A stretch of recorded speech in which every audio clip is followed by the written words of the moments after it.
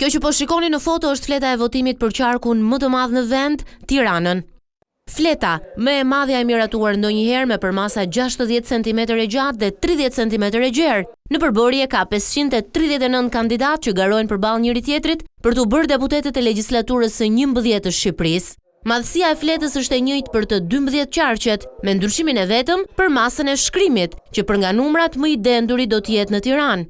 Qëndron argumenti për të patur një trajtshmëri në shkrimin e emrave të kandidatëve dhe çdo gjë tjetër që lidhet me kandidatët.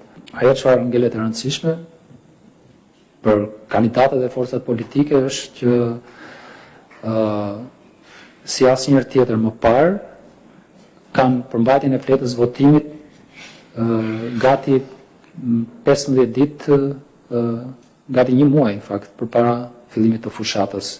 Ndërkohë, janë miratuar fletët edhe për 11 qarqet e tjera: Dibër, Kukës, Shkodër, Lezhë, Berat, Korç, Durrës, Elbasan, Fier, Vlorë e Gjirokastër.